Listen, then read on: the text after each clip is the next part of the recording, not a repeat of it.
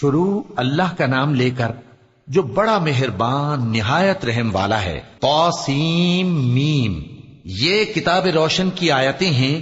اے پیغمبر، شاید تم اس رنج سے کہ یہ لوگ ایمان نہیں لاتے اپنے آپ کو ہلاکت میں ڈال دو گے۔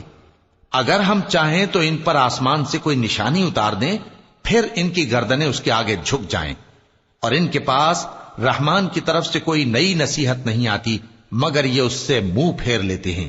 سو یہ تو جھٹلا چکے، اب ان کو اس چیز کی حقیقت معلوم ہو جائے گی جس کی ہنسی اڑاتے تھے۔ کیا انہوں نے زمین کی طرف نہیں دیکھا کہ ہم نے اس میں ہر قسم کی کتنی نفیس چیزیں اگائی ہیں؟ کچھ شک نہیں کہ اس میں نشانی ہے، مگر یہ اکثر ایمان لانے والے نہیں۔ اور تمہارا پروردگار غالب ہے، مہربان ہے۔ اور جب تمہارے پروردگار نے موسیٰ کو پکارا کہ ظالم لوگوں کے پاس جاؤ، یعنی قوم فرعون کے پاس، کیا وہ ڈرتے نہیں؟ انہوں نے کہا کہ میرے پروردگار، میں ڈرتا ہوں کہ وہ مجھے جھوٹا سمجھیں، اور میرا دل تنگ ہوتا ہے اور میری زبان رکتی ہے، تو ہارون کو حکم بھیج کہ میرے ساتھ چلیں۔ اور ان لوگوں کا مجھ پر ایک گناہ یعنی فرعونی کے خون کا دعویٰ بھی ہے، سو مجھے یہ بھی ڈر ہے کہ مجھ کو مار ہی ڈالیں۔ فرمایا ہرگز نہیں، پس تم دونوں ہماری نشانیاں لے کر جاؤ، ہم تمہارے ساتھ سننے والے ہیں۔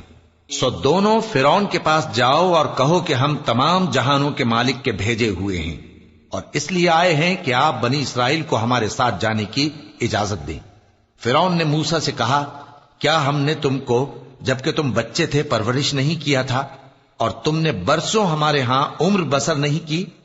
اور تم نے ایک اور کام کیا تھا جو کیا، تم ناشکرے معلوم ہوتے ہو۔ موسیٰ نے کہا کہ ہاں، وہ حرکت مجھ سے ناگہاں سرزد ہوئی تھی اور میں خطا کاروں میں تھا۔ پھر جب مجھے تم سے ڈر لگا تو میں تمہارے پاس سے فرار ہو گیا۔ پھر میرے رب نے مجھ کو نبوت و علم بخشا اور مجھے پیغمبروں میں سے کیا۔ اور کیا یہی احسان ہے جو آپ مجھ پر رکھتے ہیں کہ آپ نے بنی اسرائیل کو غلام بنا رکھا ہے؟ فرعون نے کہا، اور رب العالمین کیا ہوتا ہے؟ فرمایا، آسمانوں اور زمین اور جو کچھ ان دونوں میں ہے سب کا مالک، بشرطے کہ تم لوگوں کو یقین ہو۔ فرعون نے اپنے ارد گرد کے لوگوں سے کہا کہ کیا تم سنتے نہیں؟ موسیٰ نے کہا کہ تمہارا اور تمہارے اگلے باپ دادوں کا بھی مالک۔ فرعون نے کہا کہ یہ پیغمبر جو تمہاری طرف بھیجا گیا ہے باولا ہے۔ موسیٰ نے کہا کہ مشرق اور مغرب اور جو کچھ ان دونوں کے درمیان ہے سب کا مالک، بشرطے کہ تم کو سمجھ ہو۔ فرعون نے کہا کہ اگر تم نے میرے سوا کسی اور کو معبود بنایا تو میں تمہیں قید کر دوں گا۔ موسیٰ نے کہا، خواہ میں آپ کے پاس روشن چیز لاؤں یعنی معجزہ؟ فرعون نے کہا، اگر سچے ہو تو اسے لاؤ، دکھاؤ۔ پس انہوں نے اپنی لاٹھی ڈال دی تو وہ اسی وقت صاف اژدہا بن گئی، اور اپنا ہاتھ جو نکالا تو اسی دم دیکھنے والوں کے لیے سفید براق نظر آنے لگا۔ فرعون نے اپنے گرد کے سرداروں سے کہا کہ یہ تو ایک ماہر جادوگر ہے، چاہتا ہے کہ تم کو اپنے جادو کے زور سے تمہارے ملک سے نکال دے، تو تمہاری کیا رائے ہے؟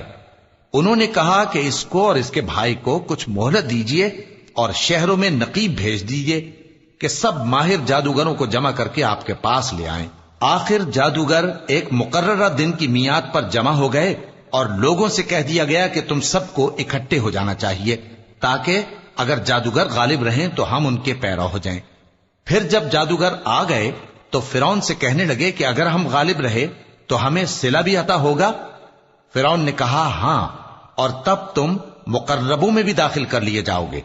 موسیٰ نے ان سے کہا کہ جو چیز ڈالنی چاہتے ہو ڈالو، تو انہوں نے اپنی رسیاں اور لاٹھیاں ڈالیں اور کہنے لگے کہ فرعون کے اقبال کی قسم، ہم ہی ضرور غالب رہیں گے۔ پھر موسیٰ نے اپنی لاٹھی ڈالی تو وہ ان چیزوں کو جو جادوگروں نے بنائی تھیں نگلنے لگی۔ تب جادوگر سجدے میں گر پڑے اور کہنے لگے کہ ہم تمام جہانوں کے مالک پر ایمان لائے جو موسیٰ اور ہارون کا رب ہے۔ فرعون نے کہا، کیا اس سے پہلے کہ میں تم کو اجازت دوں تم اس پر ایمان لے آئے؟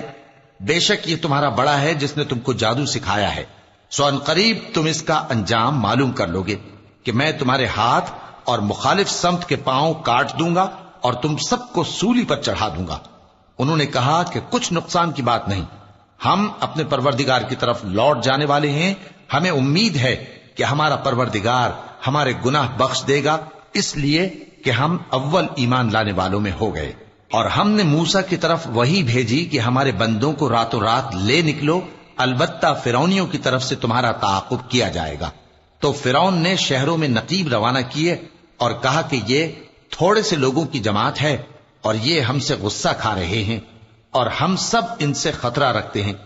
آخر ہم نے ان کو باغوں اور چشموں سے نکال دیا اور خزانوں اور نفیس مکانات سے ان کے ساتھ ہم نے اسی طرح کیا، اور ان چیزوں کا وارث بنی اسرائیل کو بنا دیا۔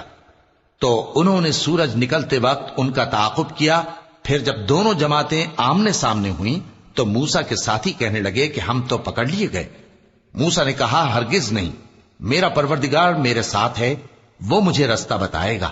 اس وقت ہم نے موسیٰ کی طرف وحی بھیجی کہ اپنی لاٹھی سمندر پر مارو، تو سمندر پھٹ گیا، سو ہر ایک ٹکڑا یوں ہو گیا کہ گویا بڑا پہاڑ ہے، اور دوسروں یعنی فرعونیوں کو وہاں ہم نے قریب کر دیا، اور موسیٰ اور ان کے ساتھ والوں کو تو ہم نے بچا لیا، پھر دوسروں کو ہم نے ڈبو دیا۔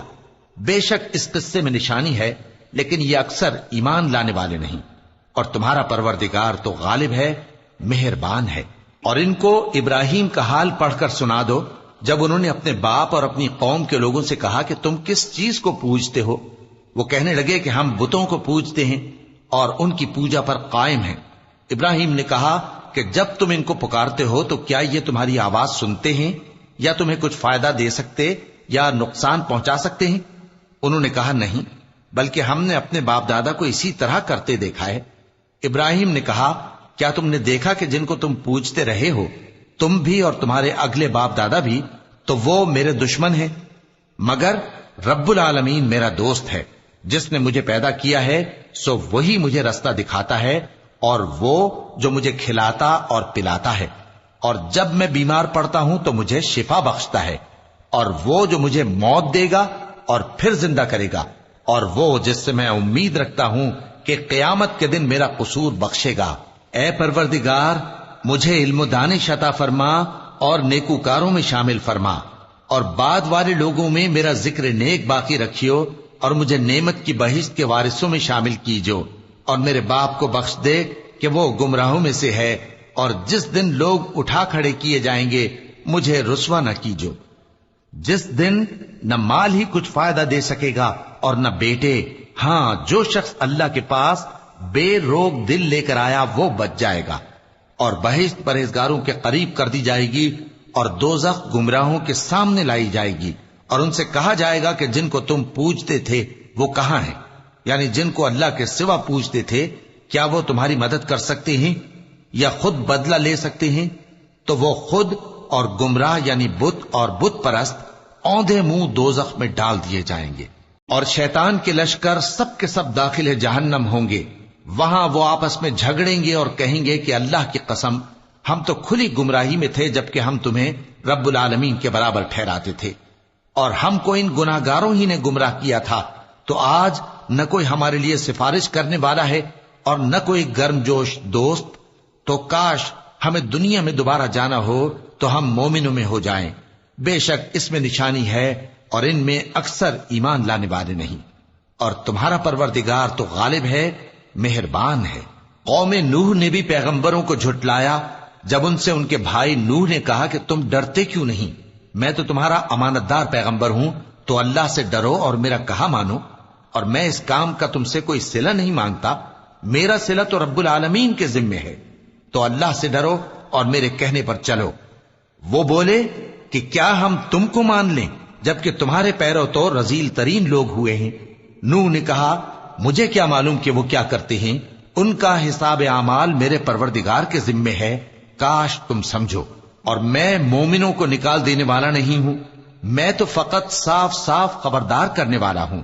انہوں نے کہا کہ نوح اگر تم باز نہ آؤ گے تو سنسار کر دیے جاؤ گے۔ نوح نے کہا کہ پروردگار میری قوم نے تو مجھے جھٹلا دیا، سو تو میرے اور ان کے درمیان ایک کھلا فیصلہ کر دے اور مجھے اور جو مومن میرے ساتھ ہیں ان کو بچا لے۔